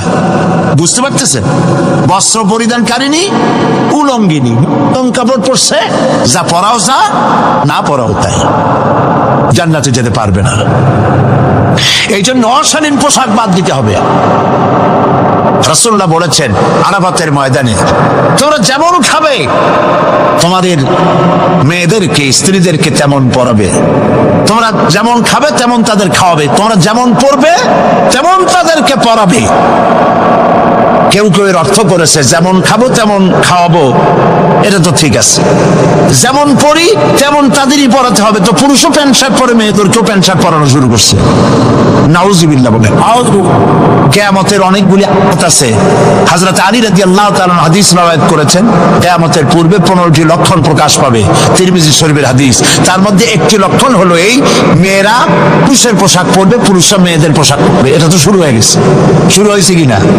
মেয়েরা, আমাদের দেশেও এই প্রচলন শুরু হয়েছে। কোন কোন ক্ষেত্রে মহিলারা প্যান্ট শার্ট ইত্যাদি চাদরবিহীন এগুলি পরে রাস্তায় বেরোনো শুরু হয়ে গেছে। আর পুরুষগুলি, আমাদের দেশে এগুলি কম, বিদেশে দেখেছি দুল পরে। আমাদের দেশে দুল পরা শুরু করছি কিনা আমার চোখে এখনো পড়ে নাই। আছে, আমি তো এত খাতায় দেখি, তারপরেও আমার নজরে পড়ে নেই। তবে চেন পরা দেখেছি, সোনার চেন বহু নজরে পড়েছে। সে গলায় পরে পুরুষ মাঘের পৌষের প্রচন্ড শীতে সামনের 3-4টা বোতাম খোলা রাখে, যাতে মানুষে বুঝে উনি একখান কিছু পড়ছে। হারাম, হারাম। পুরুষের জন্য এক রত্তি স্বর্ণ জায়েজ নাই। কারো যদি থাকে এগুলি খুলে আজই, বউ থাকলে বউরে দাও, না থাকলে বোনেরে দাও, থাকলে কিছু যদি না থাকে বাক্সে উঠায় রাখো, বউ আসলে তারে পরাই দিও, তোমার জন্য হারাম। বিদেশে কানে দুল পরে, নাকে ফুল পরে। আমি অবাক হয়েছি, ঠোঁটে রিং, ঠোঁটে জিহ্বাও রিং পরে। ভাত খায় কেমনে আল্লাহই জানে। শয়তান কারে বলে না, আমার দেশে জিহ্বায় ঠোঁটে রিং আমি দেখি নাই। আমি ইউরোপ আমেরিকা দেখেছি, মাথার চুল চতুর্দিক থেকে কেটে মাথার চান্দির উপরে তালপট্টির দ্বীপের মতো বানায় রাখে। আবার দুই দিক থেকে কামাইয়া মাথার উপরে তাল পাতার মতো রঙিন করে চুল খাড়া করে রাখে। আবার পিছনে চুল ছোট ছোট কেটে, ছোট করে কেটে ওইখানে বাড়ির নম্বর, রোড নম্বর, টেলিফোন নম্বর লিখে রাখে। আমি দেখে বলছি, শয়তানে যদি এই সব দেখে খালি কানবে আর বলবে যে আমি শয়তান হয়েছিলাম কেন। কত মারাত্মক হয়ে গেছে মানুষ, এই শয়তানদের করে নাউজুবিল্লাহ বলে। এই জন্য পোশাকের ব্যাপারে মা বোনরা কেমন পোশাক পরবে আল্লাহ পাক কোরআনের মধ্যে বলে দিয়েছেন। ওরা সমান অধিকার দিতে চায়, নারীকে পুরুষ বানায়া পুরুষের সমান অধিকার দিতে চায়, আর ইসলাম নারীকে নারীর মর্যাদায় রেখে পুরুষের সমান অধিকার। কথাটায় পার্থক্য আছে কি নাই, বুঝতে পেরেছেন কিনা? নারী পোশাক শালীন, মার্জিত। আল্লাহ পাক কোরআন শরীফের মধ্যে বলেছেন, মহিলারা এমন একটা কাপড় পরবে, যেই কাপড়টা এমন শাড়ি পরার পর অথবা সালোয়ার কামিজ পরার পর, কাপড় পরার পর এর উপর একটা চাদর পরবে, এমন যেই চাদরটা মাথাটা, গলাটা, বুকটা ঢেকে যায়। এমন একটি চাদর পরা আল্লাহ পাক খরচ করে দিয়েছেন প্রত্যেকটি বয়সপ্রাপ্ত না করে। সেই জন্য মা বোনদেরকে তাদের কাপড় চোপড় শালীন হতে হবে। কোরআন শরীফে আল্লাহ পাক বলেছেন, ওয়ালা তাকরাবুজ জিনা ইন্নাহু কানা ফাহিশাতান ওয়া সা সাবিলা। জিনা করার কথা, জিনার নিকটটিও হয় না। এখন জিনার নিকটটি কিভাবে হয়? জিনা করা তো দূরের কথা, জিনার কাছেও যেও না। জিনার কাছে যাওয়ার জন্য এগুলি হচ্ছে রুট, অশ্লীল গান, অশ্লীল বাজনা, সৌন্দর্য প্রতিযোগিতা, অশালীন অমার্জিত কাপড় চোপড় পরে রাস্তায় বেরোনো, এগুলি জিনা ব্যভিচার পথকে বাড়িয়ে দেয়। বলেন নাউযুবিল্লাহি মিন যালিক। এর জন্য মহিলাদের চাদর পরার কথা বলা হয়েছে, বোরকা কথা বলা হয়েছে, হিজাব এবং নিকাব পরার কথা বলা হয়েছে। মহিলাদের ঘরই হচ্ছে তাদের জন্য জিহাদ। জিহাদের ফজিলত বয়ান করার পর মা বোন পেশ করেছেন, হে রাসূল আমাদের জিহাদের উপায় কি? হুজুর বলেছেন, আলাইকুন্না বিল বাইতি ফাইন্নাহুম জিহাদুকুন্না। তুমি ঘরে থাকো, ঘরটাই তোমার জন্য জিহাদ। সন্তান প্রতিপালন করা, এটাই তোমার জন্য জিহাদ। নারীরা ব্যবসা করতে পারবে, রাজনীতি করতে পারবে, সমাজনীতি করতে পারবে, সব পারবে, কিন্তু পুরুষের সাথে মেলামেশা থেকে নিজেকে অবশ্যই দূরত্ব ব্যবধান রেখে তাকে চলতে হবে। অবাধ মেলামেশাকে ইসলাম হারাম করেছে। রহমানির রহিম। এই বিশ্ব পরিস্থিতির একটি পরিসমাপ্তি ঘটে যাবে। বিশ্ব পরিস্থিতির পরিসমাপ্তির পর কিয়ামত অনুষ্ঠিত হবে। সেই কিয়ামতের দিন দুটি ভাগ হবে, এক ভাগ যাবে জাহান্নামে আর এক ভাগ যাবে জান্নাতে। এখন এই জাহান্নামটা কি ধরনের হবে সে সম্পর্কে কোরআন বলছে, ইন্না জাহান্নামা কানাত মিরসাদা। জাহান্নাম হচ্ছে একটি ঘাঁটি বিশেষ, লিত্তাগিনা মাআবা, যা হবে বিদ্রোহীদের আবাসস্থল, লাবিথিনা ফিহা আহকাবা, যার ভেতরে মানুষেরা জাহান্নামীরা যুগের পর যুগ অবস্থান করবে। লা ইয়াযুকুনা ফিহা বারদান ওয়ালা শারাবা, এবং সেখানে কোনো ঠান্ডা বা কোনো পানীয়, সুপেয় কোনো পানীয় তাদের কিসমতে হবে না। ইল্লা হামিমা ওয়া গাসসাকা, সেখানে পান করার জন্য তারা পাবে উত্তপ্ত টকবগে গরম পানি আর ক্ষতের ক্ষরণ পুজ রক্ত। নাউযু বিল্লাহি মিন যালিক। জাযাআন বিফাকা, এটি হচ্ছে তাদের কৃত কর্মের পূর্ণ ফল। ইন্নাহুম কানু লা ইয়ারজুনা হিসাবা, কারণ ছিল তারা হিসাবের কোন হিসাব নিকাশের আশা করত না। ওয়া কাযযাবু বিআয়াতিনা কিযাবা, আর তারা আমার আয়াতগুলিকে মিথ্যা মনে করে প্রত্যাখ্যান করেছিল। ওয়া কুল্লা শাইইন আহসাইনাহু কিতাবা, আর আমি গুনে গুনে তাদের সমস্ত আমলগুলির বিবদ্ধ করে রেখেছিলাম। ফাযুকু ফালান নাযীদাকুম ইল্লা আযাবা, এখন বুঝো মজা, এখন তোমাদেরকে আযাব ছাড়া আর কিছুই বাড়ানো হবে না। এ হলো আজকে যেটুকুন আলোচনা করতে চাই সেটুকুনের তরজমা। আমি চেষ্টা করব খুব সংক্ষেপে কথাগুলিকে আপনাদের সামনে পেশ করার জন্য। বিমাশিয়াতিল্লাহি তাআলা। ইন্না জাহান্নামা কানাত মিরসাদা, জাহান্নাম হচ্ছে একটি ঘাঁটি, একটি ফাঁদ। আরবি রাসাদ শব্দ থেকেই মিরসাদ শব্দের উৎপত্তি হয়েছে। এর অর্থ হলো ঘাঁটি, ফাঁদ। জাহান্নাম শিকারী ধরার জন্য ওত পেতে বসে আছে, এটাই বোঝানো হয়েছে। জাহান্নামের শিকার তারাই হবে যারা পৃথিবীতে আল্লাহ পাকের আনুগত্য করেনি, নবী করিম সাল্লাল্লাহু আলাইহি ওয়াসাল্লামকে বিশ্বাস করে নাই, ইসলামী আন্দোলনের সঙ্গে বিরোধিতা করেছে, তাদের জন্যই কিয়ামতে জাহান্নাম হবে। জাহান্নামে কারা যাবে, শাস্তি কি ধরনের হবে, আর জাহান্নাম থেকে কারা মুক্তি পাবে, এটাই হবে আজকের মূল আলোচনা। আল্লাহ রাব্বুল আলামিন কোরআনে কারীমের মধ্যে বলছেন, ওয়ালাকাদ যারানা লিজাহান্নামা কাসীরাম মিনাল জিন্নি ওয়াল ইনস লাহুম কুলুবুন লা ইয়াফকাহুনা বিহা ওয়া লাহুম আ'য়ুনুন লা ইউবসিরুনা বিহা ওয়া লাহুম আযানুন লা ইয়াসমাউনা বিহা উলাইকা কাল আনআম বাল হুম আযাল উলাইকা হুমুল গাফিলুন। ওয়ালাকাদ যারানা লিজাহান্নামা কাসীরাম মিনাল জিন্নি ওয়াল ইনস, মানুষ এবং জিন জাতির ভিতরে একটি বিশাল সংখ্যক মানুষ আর জিনকে জাহান্নামের জন্য তৈরি করা হয়েছে। এদের পরিণতি হবে জাহান্নাম। কাদের?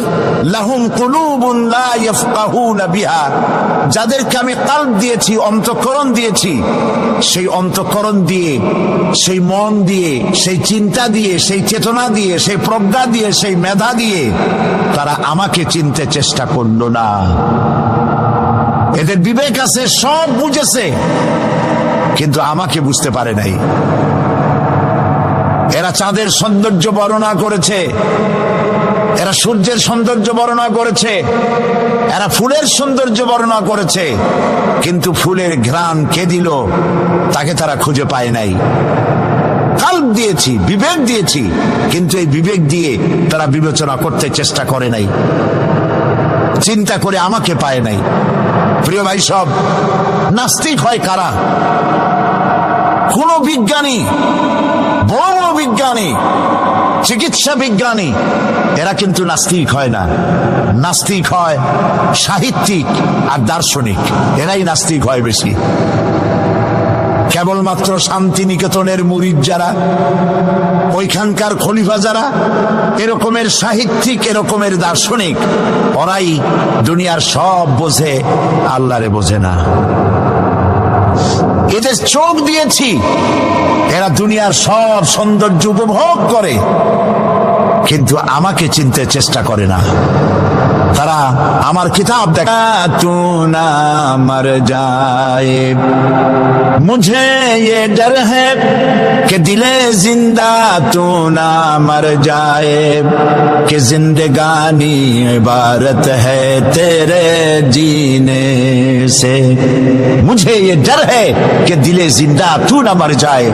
আমার এই ভয় হয় হে আমার জীবিত আত্মা তোর জন্য মৃত্যু না হয়ে যায়, কারণ তোর বেঁচে থাকার অর্থই হলো আমার বেঁচে থাকা, আর তুই মরে যাওয়ার অর্থ হলো আমি মরে যাওয়া।